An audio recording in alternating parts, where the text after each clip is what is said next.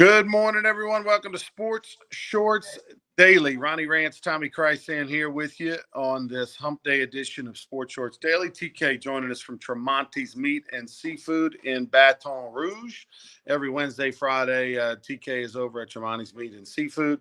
I'm in an undisclosed location presented by the Louisiana Sports Hall of Fame. Remember, our class is out. Go to lasportshall.com. Read all about our 2025 class. We'll have our induction date probably officially in the next week or two.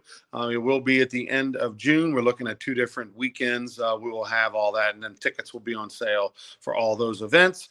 And, of course, we're presented by LeBear's Casino, where TK danced the night away last Friday over at the Edge Lounge. By the way, TK, Tommy wasn't with us on radio. We talked about it on Monday. That is 8th grade class reunion.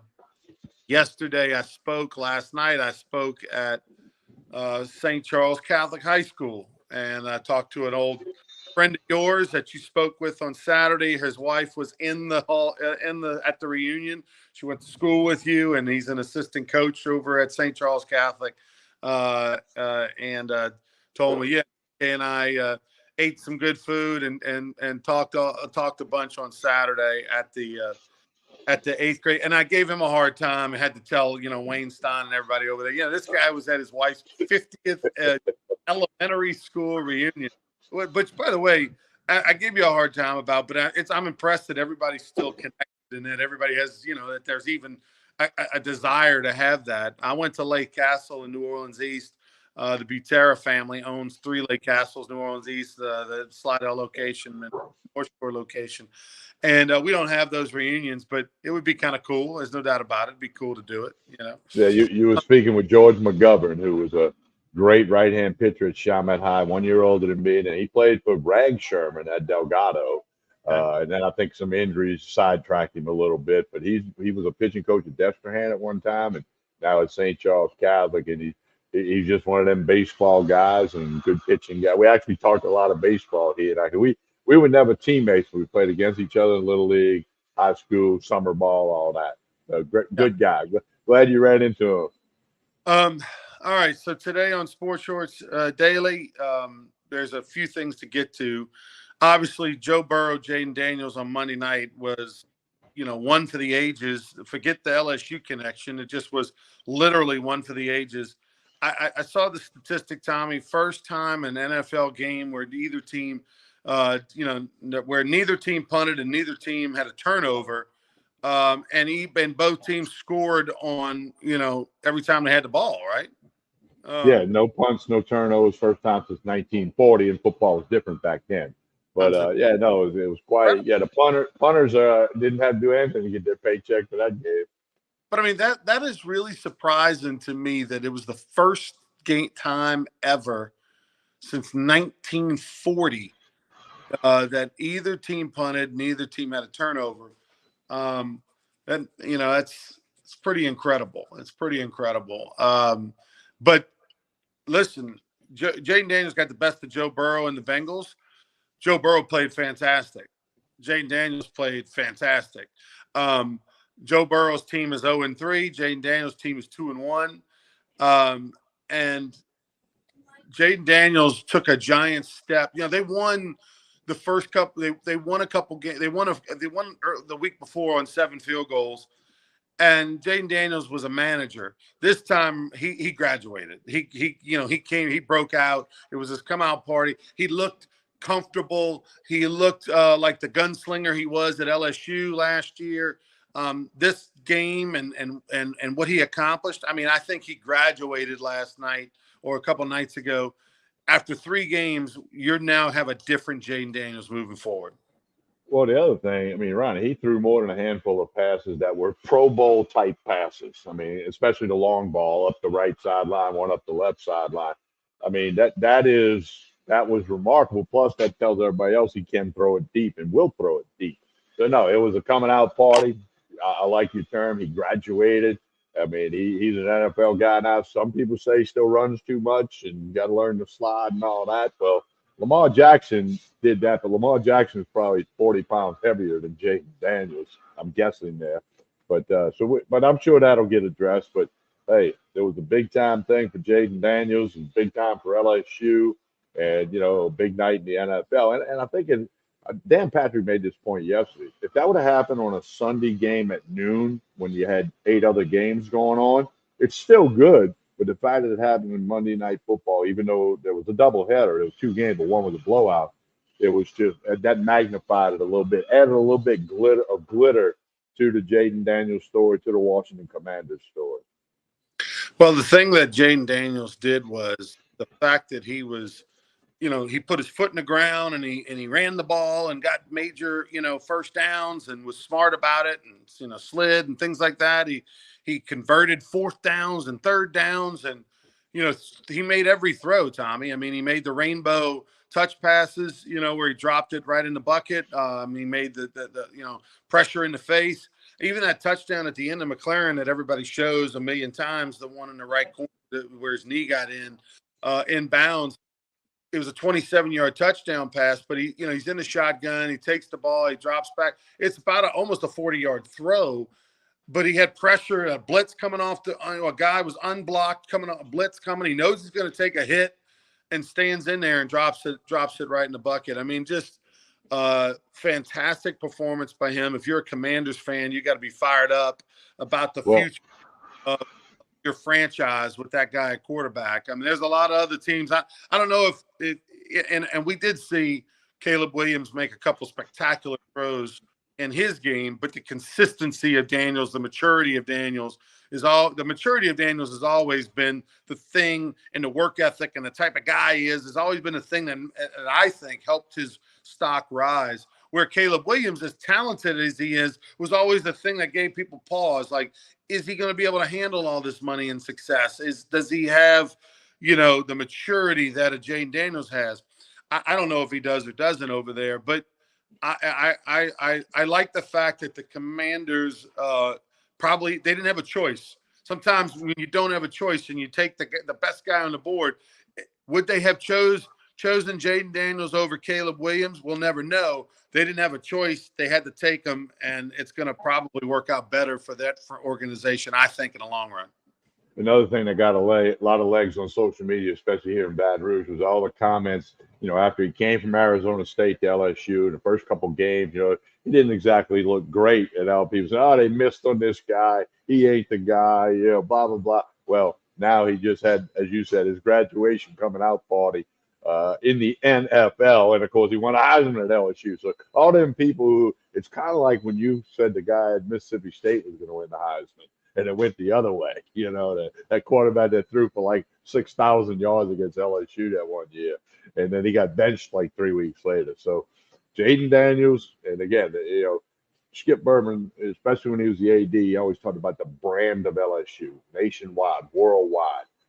They could not, LSU, whatever money they got somewhere, could not have bought the advertising that they got Monday night, from the pregame show to the game to the postgame show, and then all the platforms that were covering it. That was just tremendous for the LSU brand. It really was a big night for LSU, fun night for LSU fans. Everybody feels probably like a proud parent. You got 2 Heisman Trophy winners, and you're just so happy for them, happy that they wore the purple and gold and that they value wearing the purple and gold. And, oh, by the way, both of them played at LSU for 2 years and were for 2-year starters at LSU. In the new era of things and the new transfer portal, NIL world and all that, a 2-year starter is like a 4-year starter, just 10 years ago. Like that, like you're not going to see, especially if they're an elite player, right? You're not going to see many 2-year starters that are just like stud, players. If they stay 2 years and have success, that feels like 4, because really all schools at any level, whether it's Division 1, 2, 3, 4, NAI, whatever, everybody's a junior college. You can leave at any point in junior college. Well, and the 2-year guys, both Burrow and Daniels, their first year, respectively, was good, and it showed some hope, showed some upside, and then they exploded in the second year. You're right. It's now that's the guy that used to be the freshman, sophomore. Now he's the junior, senior. We just condensed it into a smaller time window. A giant story that's going on national that we're going to talk about is you probably, if folks out there probably have no idea that the UNLV, the Running Rebels football team is 3-0. They had a 27-7 win against Houston. We know Houston's garbage, but we didn't know that first game of the year. Willie Fritz, the former Tulane coach over at Houston. UNLV goes on the road and wins 27-7. First game of the year, they beat Utah Tech 72-14, and then they beat Kansas this past week 23-20. The rest of the schedule, they take on Fresno State this week. Fresno State lost a competitive game to Michigan, first game of the year, and then after that, it's had a couple of wins.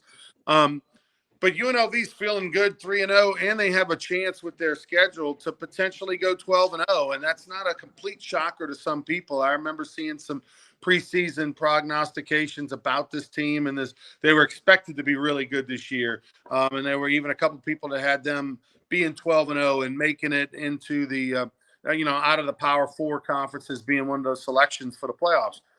Well, that's going to get awfully difficult because their fifth-year starting quarterback, a guy by the name of Matt Sluka, who transferred from Holy Cross College, 6'3" right-hander, who's had 6 touchdowns and 1 interception through 3 games, decided, you know what, I am going to sit out the rest of the year. I'm going to redshirt, and then next year I'm going into portal, and I'm going to leverage myself for a payday. Because UNLV supposedly, according to him, made some promises to him, financial promises, to get him to choose UNLV over other schools when he was in the portal. And they're not living up to those promises. And after meeting with them, he felt like it's clear that those promises aren't going to get met. Therefore, I'm out. This is a giant story. It really is. According to him, quote unquote, agreements are not fulfilled. Maybe that was get you a brand new truck and they didn't get him a brand new truck. I don't know. It's about payments. It's follow the money thing. Huge story here, Ronnie, because for years we've read about players or the employees of the university or the employees of the athletic department, which I guess if you're an athletic department employee, you're an employee of the university. Can they unionize? I mean, this has been around for decades. This may, not overnight, but may spark that. An NIL agreement is not a contract with a university or with an athletic department. And we're not just singling out UNLV here. And so lawyers are going to get involved, and then who knows where this thing might go. And then who's the next player that's going to say, well, you know what? You told me you were going to give me 50 grand. You only gave me 40. I'm okay with that. But if you only give me 20, then I'm going somewhere else. And the strings attached to this, the unintended consequences are going to be huge. And this goes back to the NCAA not having the wisdom to get out in front of the NIL and the transfer portal. It's the Wild Wild West with no sheriff. And it's going to get uglier as we go forward because not all schools are Ohio State or Texas A&M or Texas. And, they're going to get the money no matter what. UNLV, they don't have the resources that they're probably about, 100th in the country with resources, and they can't. There's a tipping point. They can't make all the agreements, fulfill them all, and this quarterback of a 3-0 team. UNLV hadn't been 3-0 in 40 years. Now he's getting the attention. That story's gonna be everywhere today and all weekend. Yeah, you can't, as a university, whether you have a contract or not, you can't be a program that, in essence, lies to players or says, yeah, we're going to give you 50, knowing you got to go chase it, and there was a chance you may not get the 50. The other thing is that, let's say you promise a quarterback. Let's say they had promised them, hey, we're going to give you $50,000 and a vehicle, and you get there and the quarterback is playing poorly and your team's doing poorly. And this wasn't the case at UNLV, but let's say that this happens. You turn out, you know what? We don't like this guy as much as we thought. We're not gonna pay him everything that we told him we were gonna give him, because I don't care if he leaves or gets pissed, because we don't care. He's never coming back here. We're going with somebody else. Well, that might be fine in theory and on paper for that guy. But once the word's out amongst the agents and the players that, hey, if you go there and don't perform, they're not going to give you all the money they promised you, then you're not going to get players. They're going to go somewhere else. The word's going to be out on you. So whether there's a firm contract or not, you do some things like this. I mean, UNLV is going to be done right now. I can't wait to see how they address this and what they say, and the coaching staff and the athletic department, what they say today publicly, because the fact that this is out there nationally, UNLV is going to be done. And, oh, by the way, UNLV is talking about joining the Pac-12, this potential Pac-12. Good luck if you're not going to be paying your players, especially when you're 3-0 and have a chance to be competing for a national championship this season. Well, and the other thing is NIL is not supposed to be incentive based. You're not supposed to pay a guy on yards rushing or touchdowns or anything. It's not supposed to be. It's probably occurring somewhere, but it's not supposed to be that. Going back to what you said, where you get a guy in, you promise him X amount, and it's just not working out. Because not everybody that you get in is going to work out. Just like when you used to sign 25 guys in a recruiting class, 6, 7, 8 of them guys never panned out. Okay, so it's unfortunate because there's no way to regulate this, guide this. There's no rules in place, and that's all the NCAA's fault. They knew all this was coming, didn't do anything about it. You're right. UNLV, how can they go in the portal and call up, hey, Ronnie Rance down there at whatever school? Man, we'd love to have you as cornerback. Never mind. I got some other offers, and then you know how recruiting used to be vicious, where coaches would say, you don't want to go to that school because the coach is going to leave. Well, now, if you're recruiting against UNLV, say, you can't go there. They're not going to pay you. They're not going to pay. Mudslinging, which has always been around in recruiting. You don't want to go there. You need to come to our school. Well, we're going to pay you. UNLV's not. Well, you got that kid that's maybe got two choices, UNLV and some other school. UNLV is going to host Fresno State. Fresno State 2-1, UNLV 3-0. Fresno State with the only loss being, a loss on the road in Michigan. So and that game was like tied in the fourth quarter or something, and then Michigan ended. So this is a game they absolutely could lose. I'm curious to see what their offense looks like without. Not that Sluka had unbelievable numbers, but he was a veteran presence. Manager, 6 touchdowns, 1 interception. Only had a little over 300 yards through 3 games. But curious to see what they look like, and this is going to be a big week to find that out. It's a business decision, Ronnie. The Pittsburgh Pirates cut first baseman Rowdy Tellez yesterday. Cut him, DFA'd him, designated him as a free agent. He needed 4 more at-bats to get a $200,000 bonus. And their general manager had the balls to say it had nothing to do with the bonus. They've been eliminated from the playoffs for 2+ weeks. Not going to the playoffs. Sunday's going to be their last game. No, it didn't have anything to do with that. Yes, it did. You're not fooling nobody. Again, it's all about money. Follow the money, you'll get reasons for that. And Tellez's numbers were good enough. They said they cut him because of performance. His numbers are adequate. Okay, he's not an all-star, but it wasn't terrible. Yeah, that's just you just hate to see things like that. Bad timing by the Pirates. They should have cut him a week or 2 ago. It would have helped their argument. Yeah, when there was 29 at bat short. Yeah. Be getting a grievance filed by the Players Association Union, no doubt about it. They will 100% do that. Tommy, tell us about Tremonti's. We'll be back on Friday morning, talk ton about LSU and Saints and their lines and everything. But tell us about Tremonti's on the way out.